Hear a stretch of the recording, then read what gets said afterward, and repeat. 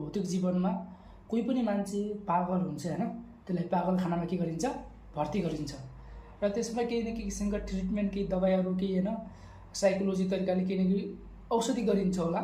एउटा तरिका हुन्छ कि अब उनीहरूको एक्जाम हुन्छ, अब यो पागल छ कि छैन भनेर त के टेस्ट गरिन्छ भने एउटा जाली लिइन्छ, जो जाली हुन्छ नि घरमा, अनि पानी लिइन्छ र भनिन्छ यो जालीमा तिमी पानी भर। जो मान्छेले अब साइकोलोजी थेरेपी दिया हुन्छ सब मान्छेलाई एक जाली र एक गिलासमा बाल्टिङमा पानी भर्न लगाइन्छ र भनिन्छ जसले पानी भर्न सक्छ उसले यहाँ आउने भन्छ।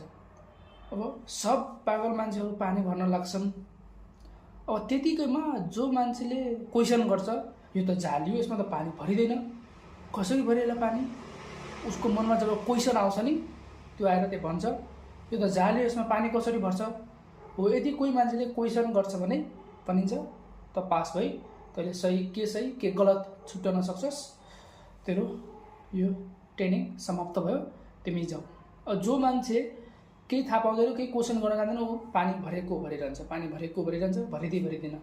जब 3-4 घन्टा बित्छ, क्वेसन गर्दैनन्, लास्ट चाहिँ यी मान्छेहरू फेल भए यसलाई अझ फेरि दबाई अथवा केही न केही ट्रिटमेन्ट चालु गरेर फेरि एक्जाम दिनुपर्छ भनेर उनीहरूलाई अलग सिटमा राखिन्छ। हो, यो कहानीले के सिकाउँछ भनेपछि गाइस, हाम्रो जीवनमा हामी पनि यो इन्द्रिय रूपी जालीमा यसरी फसेका छौँ कि यसको फुलफिल गर्नमा यसरी फसेका छौँ कि एक दिन त अवश्य पुरा हुन्छ भन्दा हामी आफ्नो पुरा जिन्दगी बिताइदिन्छौँ, तर कहिले तृप्त हुँदैन। हामी इन्द्रिय खुसीमा यसरी लिप्त हुन्छौँ कि यो खुसी त मैले पाएरै छोड्छु, जो त्यो भित्र जति भित्र छिर्छ, जति भित्रसित त्यहाँ निस्किन पनि त्यति मुस्किल हुन्छ, तर तृप्ति भने कहिल्यै हुँदैन। तपाईँ यस्तो व्यक्ति देखाउनुहोस् कि कोही भन्नुहोस् मलाई यो चिजमा तृप्ति भयो, अब मलाई जिन्दगीभर चाहिँदैन, त्यस्तो मनुष्य तपाईँ भेट्न सक्नुहुन्न।